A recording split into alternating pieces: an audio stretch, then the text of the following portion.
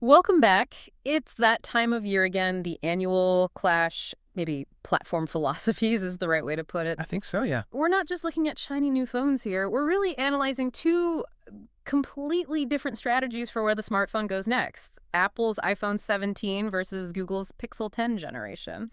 It really is a strategic choice for the user now. And this year, the difference feels sharper than ever. Apple seems to be doubling down, really perfecting the physical device itself.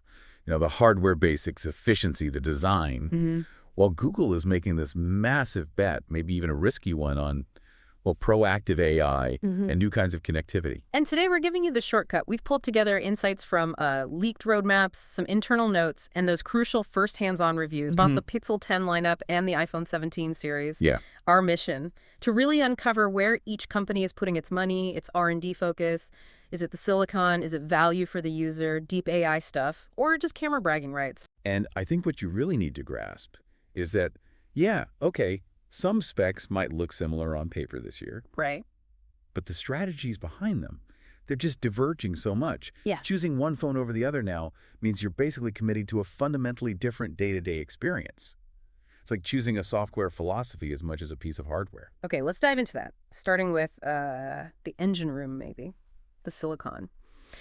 For years, the big knock on Google's Tensor chips was performance lag compared to Apple's A series. Always the Achilles heel, yeah. But the new Tensor G5, Google's G-chips division, they've confirmed a pivot, something that could, change the game. Well, they're finally doing it.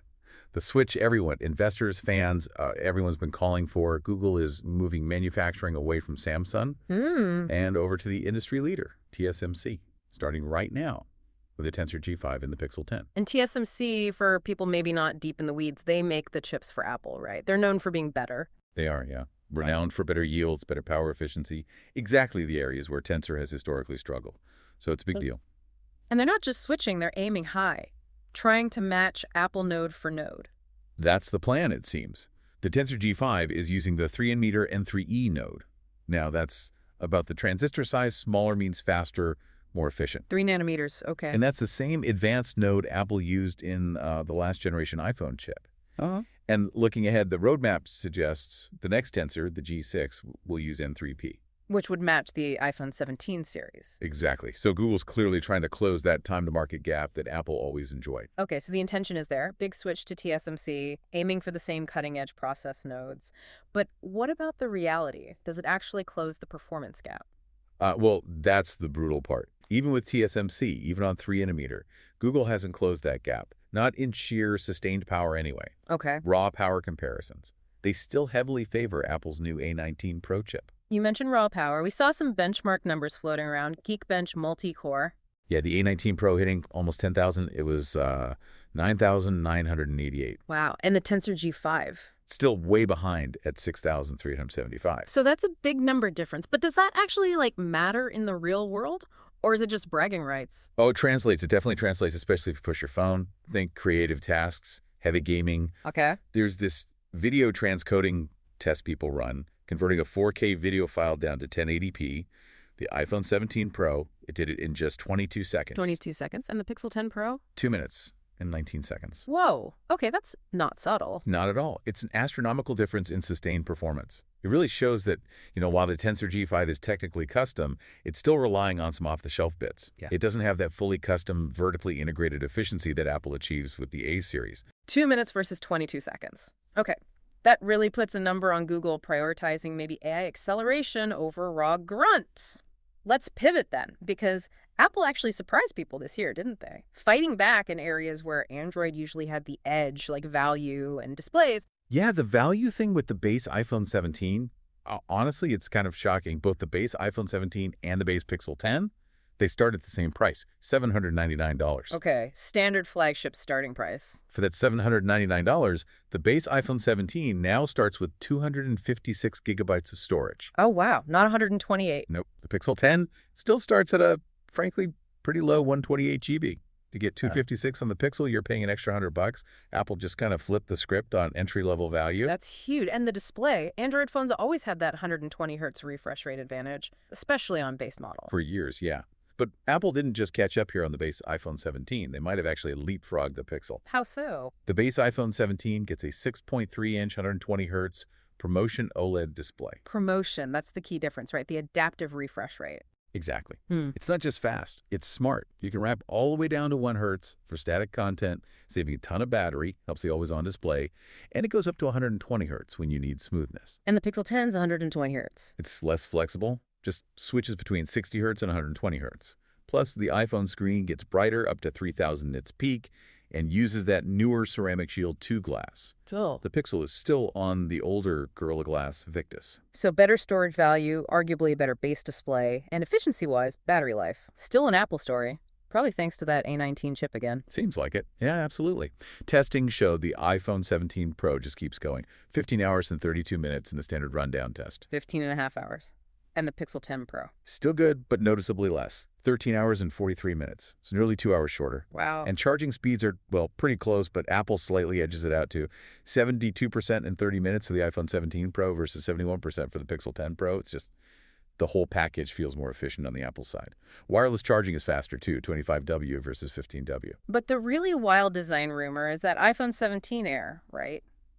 Super thin, maybe no port at all. Yeah, that's the big one. Expected to be incredibly thin, like 6.25 millimeters. And the strong rumor is it ditches USB-C entirely. Just gone. Right. Relying purely on MagSafe and Qi2 wireless charging. That seems to be the bet. It's classic Apple, isn't it? Removing something maybe before the world is fully ready, like the headphone jack, expecting things to catch up. But what about the EU mandate for USB-C? How does that work? That's the huge question. It Yep. creates massive logistical regulatory hurdles. Apple seems to be signaling they want to challenge that, arguing that wireless charging is now good enough, maybe even superior, making the port redundant. It's pushing the boundary of what a phone even is. Okay, fascinating. Let's shift gears now to software and AI, because this feels like where the core philosophies really clash. iOS 26 versus Android 16. Yeah, this is the ideological split, laid bare. Apple's iOS 26 is all about, well, cautious refinement. They're calling the look liquid glass. Yeah. Clean, translucent menus. Privacy is paramount. And the AI features, Apple Intelligence. They're there. Things like live translation, better screenshot scanning. They're helpful, but they kind of wait for you to ask. They're not jumping out at you. And the biggest tell, Siri's big AI relaunch, the one they planned, postponed. Apparently, internal testing showed it was getting complex questions wrong almost 1 time in 3. 1 in 3. Yikes. Okay. So Apple's clearly choosing stability, maybe predictability, over being super aggressive with AI right now. And Google. Android 16 sounds like the opposite approach. Wow, okay. Using natural language. Exactly. Or the new camera coach feature. It actively suggests, like framing changes or lighting adjustments while you're taking the picture, based on what it sees. If you want an AI assistant that's constantly trying to anticipate your needs, using your data to automate stuff, Android 16 is built for that. That's a very different proposition. And the Pixel 10 has another unique feature, right? Something in connectivity that Apple hasn't touched. Yes, this is potentially huge, especially for travelers or people in remote areas. WhatsApp, voice, and video calls over satellite. Wait, full calls, not just emergency texts like app. Full voice and video calls, yeah. Yeah. This is a world first. It completely reframes what satellite connectivity on a phone is for. Apple's emergency SOS, it's great, but it's a crisis-only thing. Right, peace of mind. Google, working with Skylo, is making satellite comms potentially an everyday utility. You're out hiking, no signal, but you can WhatsApp your partner. Or maybe call for a ride from somewhere remote. That's a massive leap. Okay, that is a game changer. Assuming it works well. There are probably caveats, right? Need clear skies, call quality. Oh, for sure. You'll definitely need clear sky visibility. Yeah. And yeah, expect some potential delays or maybe slightly lower quality compared to your normal cell network.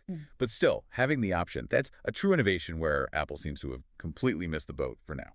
All right, let's wrap up with the cameras. Always a battleground. Stills versus video often tells different stories here. Yeah, and with still photos, honestly.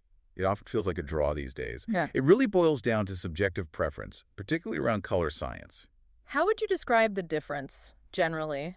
iPhone photos tend to be described as warmer, maybe more true to life in color. The processing feels a bit more balanced with shadows and highlights. Okay. Pixel photos, because Google leans so heavily on computational photography, sometimes come across as maybe a bit cold. or over-sharpened, Hmm. and they definitely lift shadows very aggressively, like HDR cranked to the max, which isn't always natural looking. But there was one hardware change that gives the base Pixel 10 an edge in stills, right? Something with the zoom. Yes, good point. Right. The base Pixel 10, not the Pro, actually gained a 5x telephoto lens this year. 5 times optical. Yep. Which gives it a significant advantage in reach compared to the base iPhone 17, which is still only offering 2x optical zoom. That's a clear hardware win for Google on the base model. It is, but there's a software asterisk, especially when you push that zoom really far. The Pixel 10 boasts this impressive 40x AI zoom. 40 times. Wow. But reviews found it relies very heavily on generative AI filling in the gaps. Like the raw image the Pixel captures at 40x, before the AI magic. It's noticeably worse than what the iPhone captures at the same magnification. Google's essentially generating pixels to make that shot look good. Apple's still focused on capturing them optically or with less aggressive processing. Interesting distinction. Okay, so stills are subjective, maybe a slight hardware edge for pixel-based zoom, but heavy AI dependence at the extreme. What about video? That's historically been tough for Pixel, Yeah, and unfortunately, the consensus remains pretty brutal still. even with the new chip. It seems so. The technical reviews consistently say the iPhone's video quality is just superior. Some even use the word embarrasses the Pixel. Ouch. What's the main issue? It still comes down to stabilization. Hmm. Poor execution there leads to this jittery look in the video. It's a flaw that's kind of plagued the Tensor phones for a few generations now, and apparently it persists in the 10 series. Apple just maintains this huge lead in smooth video, plus features like Dolby Vision recording, cinematic mode that actually works reliably. Yeah. Okay, so bringing it all together, for you, the listener, trying to decide between an iPhone 17 and a Pixel 10, the choice seems starker than ever. It really does. The dichotomy is crystal clear. Apple, they focused on perfecting the fundamentals, hardware efficiency, design integrity. They arguably offer the more technically polished, maybe overwhelming product. Right, the A19 chip, that bump to 256 GB base storage, the better adaptive display, definitely the video. They're optimizing the phone as we know it. Exactly. Whereas Google, they're gambling. Yeah.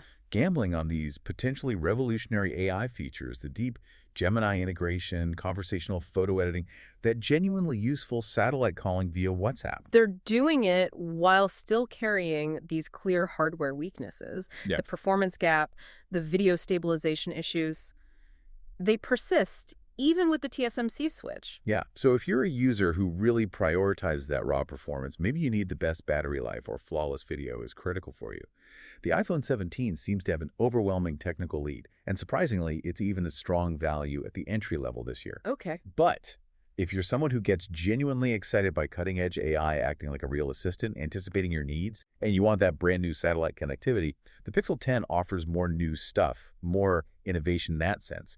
But it asks you to overlook some pretty significant technical shortcomings. So the iPhone's technical lead feels immense, but maybe the gap in truly new AI utility provided by the Pixel is just as big in the other direction. That's a great way to put it. The final question, then, for you to really mull over as you figure out which future fits your pocket, might be this.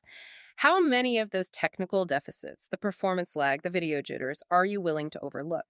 How much do you trade for the promise of AI that acts as your active predictive assistant instead of just sitting quietly in the background? Google's AI bet has never felt riskier, or maybe more potentially rewarding, while its hardware weaknesses feel more exposed than ever. Something to think about.